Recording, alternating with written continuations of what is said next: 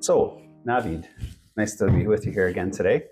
We've heard a little bit about the Baha'i faith coming from you in some of our previous conversations, just kind of hinted at here and there. So, my big question about that is so far as international relations is concerned, how does the Baha'i approach make sense of global peace vis a vis the principle of state sovereignty? The Baha'i faith assures us that a lasting, all-inclusive global peace is attainable. However, attaining that peace is predicated upon achieving world unity. And herein lies the answer to your question. According to the Baha'i writings, the principle of state sovereignty functions as a barrier to world unity and, for this reason, a barrier to world peace. Shoghi Effendi, guardian of the Baha'i faith, explains why this is the case. In the World Order of Baha'u'llah, he writes, and I'm quoting him, unification of the whole of mankind is the hallmark of the stage which human society is now approaching, unification. He then continues, unity of tribe, of family, of city-state, and nation have been successfully attempted and fully established. World unity is the goal towards which a harassed humanity is striving. So up to this point, Shoghi Effendi is making a case that achieving world unity is the prerequisite to attaining global peace. In the same work, that is the World Order of Baha'u'llah, he also explains that the principle of state sovereignty is detrimental to world unity and, by extension, world peace. The Guardian writes, nation building has come to an end. The anarchy inherent in state sovereignty is moving towards a climax. A world growing to maturity must abandon this fetish, recognize the oneness and wholeness of human relationships, and establish once for all the machinery that can best incarnate this fundamental principle of its life. Okay, interesting. Well, in the quotes you just visited, it seemed like Shoghi Effendi is rejecting the primacy of nation and state in world politics.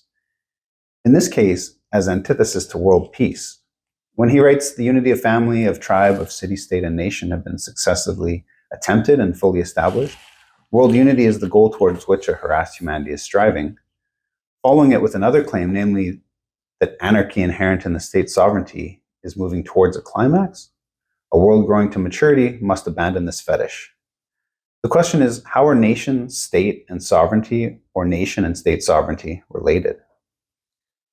To answer this question, I must first acknowledge that Shoghi Effendi is writing here much like a theorist of international relations, and an accomplished one at that. A point that speaks to the breadth and wealth of his knowledge about world politics. But how are the categories of nation, state, and sovereignty related? You see here, Shoghi Effendi is implicitly problematizing or critiquing statism.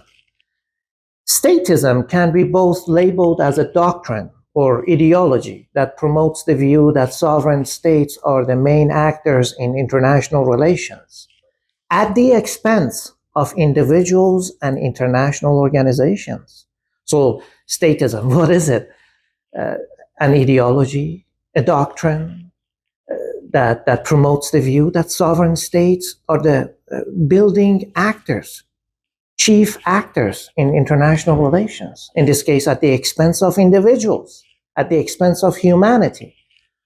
So time and again, Shoghi Effendi condemns statism for endorsing a mentality that subordinates humanity to the category of the state. In The Promised Days Come, for example, the Guardian calls statism an example of a dark, false, and crooked doctrine, because in his words, it deifies and exalts the state above mankind. As an ideology, statism legitimizes the organization of humankind into particular groups or communities. In this sense, statism makes possible a nation-centric view of the world by grouping, ordering, cataloging or classifying peoples of the world into different nations. This nation-centric view of the world gives rise to an ideology of its own, namely nationalism.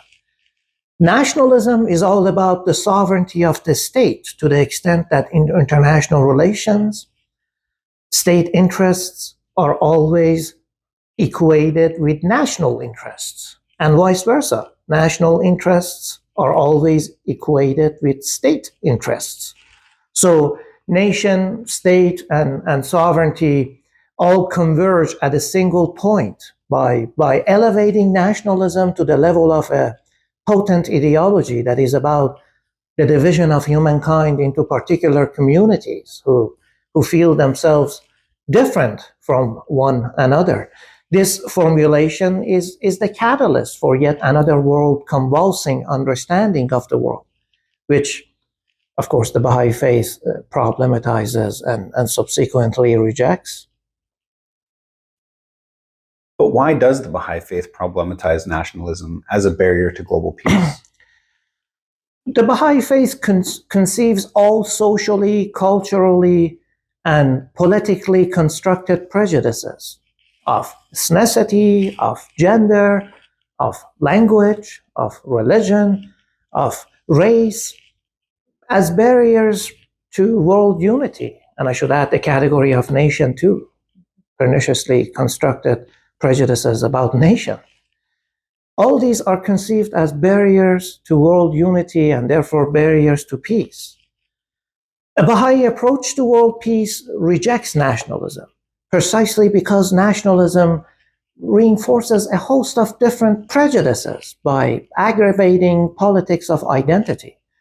For example, nationalism creates massive binary divisions by tapping into perniciously constructed prejudices, ones that pit motherlands / fatherlands versus foreign / strange lands, inside races versus outside races, dominant religions, ethnicities, and languages versus subordinate ones. In addition to the political loyalties these categories generate and demand. It is these prejudices that, according to the Baha'i writings, continue to shake the limbs of humanity, and so long as they exist, so shall conflict, war, and misery. In effect, nationalism has become what Burak Qadir Khan calls a force amplifier. A force amplifier in the sense that it provides states, really, with unlimited resources and manpower to be drawn from their territories, which in turn lends states the possibility to wage total wars against one another. Its capacity, and I'm referencing nationalism, its capacity to fuel war is therefore boundless.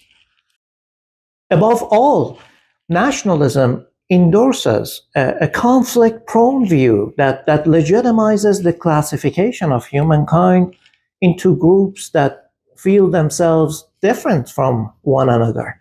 In nationalism, therefore, difference becomes the essence of and framework for understanding the world.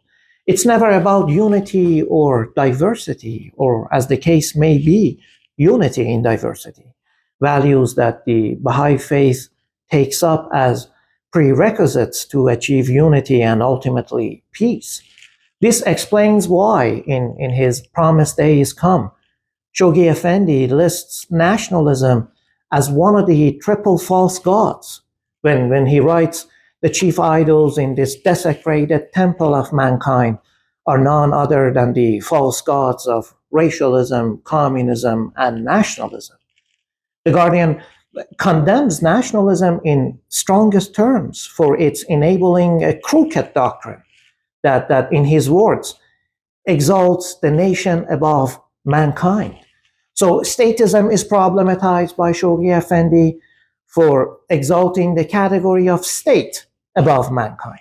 Nationalism, in similar fashion, is rejected by Shoghi Effendi for its exaltation of one privileged nation against or over mankind. So the category of mankind or humanity is the one that needs to be exalted.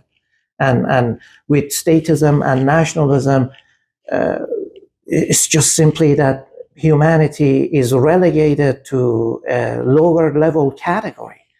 So in there, when Shoghi Effendi problematizes nationalism, he immediately, in The Promised Day is Come, he immediately brings Baha'u'llah and his emancipatory message into fore when he writes, contrasting with and irrevocably opposed to these war engendering, these world convulsing doctrines are the healing, the saving, and the pregnant truth proclaimed by Baha'u'llah. He wrote, the divine organizer and savior of the whole human race, truth which should be regarded as the animating force and the hallmark of his revelation. The Guardian then quotes Baha'u'llah, showing how Baha'u'llah himself critiqued, indeed rejected nationalism. The world is but one country and mankind its citizens, Baha'u'llah wrote. Let not a man glory in that he loves his country. Let him rather glory in this, that he loves his kind. That's beautiful. Well, if we reference nationalism exclusively as an idea, that is to say, an idea that functions as a barrier to global peace, then what is the Baha'i remedy so far as an alternative idea to nationalism is concerned?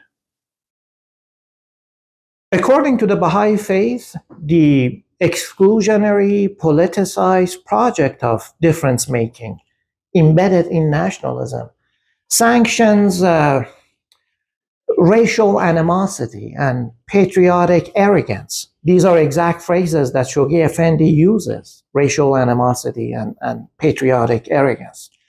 In this case, at the expense of the healing, the saving, the pregnant truth, that is the idea of oneness of humankind. As an idea, the oneness of humankind embraces the fact that humanity is one, and that it is precisely via this recognition that a viable mode of rethinking about international relations, world unity, and world peace can commence. Oneness of humankind is a most pivotal concept in forming the Baha'i faith. Abdul Baha, son of the Prophet, founder of the Baha'i faith and authorized expounder of Baha'u'llah's teachings, references the idea of oneness of humankind as the distinguishing feature or central theme of the Baha'i faith. In lockstep with Abdul Baha, Shoghi Effendi references oneness of humankind as the pivot ground which all the teachings of Baha'u'llah revolve. So then, as an idea, how might the concept of oneness of humankind be used or taken up to rethink international relations and ultimately contemplate world peace? That's a very good question. The oneness of humankind constitutes as at once a roadmap and at the same time a response to an ever-increasing interconnected world in urgent need of an agency to secure the political unity of its member states, a precondition for a lasting, all-inclusive global peace. In the world order of Baha'u'llah, Shoghi Effendi reminds us that the idea of oneness of humankind does not repudiate, nor does it negate any sane or intelligent patriotism. It does categorically renounce nationalism as an ism, that is, as an ideological force that promotes the exaltation of one nation over all others. It constitutes a call for what the Guardian labels a wider loyalty beyond that afforded the state or nation, one that advocates on behalf of a politics of transcendence, grounded in the recognition and embrace of a common humanity. As an idea, the oneness of humankind enables us to think about conceiving all peoples of the earth and by extension their respective states as members of the same body, while recognizing and acknowledging the reality that when one member is diminished, so are all. And that theme is omnipresent in Baha'u'llah's writing, that the likening of the body functioning to its health, that if one organ is compromised, the health of the body is also compromised. So in this sense, I speak about the fact that as an idea, the oneness of humankind enables us to think about conceiving all peoples of the earth and their respective states as members of the same body, while also recognizing and acknowledging the reality that when one organ is diminished, so are all. So the idea, oneness of humankind, leaves no room for, nor does it tolerate, any form or mode of racialism that discriminates against the racial other, or that exalts the settler over the indigenous, with a view to justifying the cultural, social, or political demotion of entire peoples and nations. In one of his major letters entitled The Advent of Divine Justice, it was authored by Shoghi Effendi in 1938 and written to the Baha'is of the United States and Canada. In there, you can truly understand what Ali Nahjavani means when he praises the Guardian for the so-called range and power of his pen. The Advent of divine justice is beautifully written. In any case, therein, the Guardian further expounds the notion of oneness of humankind. As an idea, the oneness of humankind categorically condemns any forms of prejudice or paternalism, militaristic, economic, cultural, or otherwise, that in Shoghi Effendi's words, stigmatizes the other as socially backward or politically immature. In the Advent lies a call for the creation of local and global institutions capable of embodying and representing the truth embedded in the concept of oneness of humankind. Also, in The Promise of World Peace, published in 1985, the Baha'i Universal House of Justice further writes about the idea and, by implication, importance of oneness of humankind. According to the Baitul Adl Azam, the House of Justice, the universal acceptance of it, the universal acceptance of the idea as a principle, is essential to any successful attempt to establish world peace. The House of Justice further adds that the idea of oneness of humankind should be universally proclaimed, taught in schools, and constantly asserted in every nation as preparation for the organic change in the structure of a future global society in its quest to embrace world peace. Well, Navid, that's both a really hopeful and practical solution to these problems. I mean, we see a lot of tension rising all around the world related to racialism, nationalism. It seems like it's everywhere, and I've never heard such a clear solution before. This is really, really interesting stuff, and I really appreciate you sharing it with me today.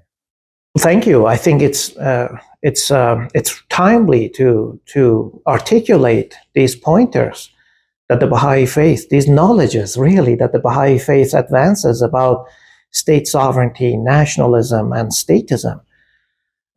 Because at the end of the day, it speaks to the kind of problems that we are dealing with as one common species, and it provides clear solutions, in this case, in order to achieve a lasting global peace. Yeah, excellent. And I look forward to seeing more content from you, Navid, and hearing more of your ideas as we move forward. Looking forward to it.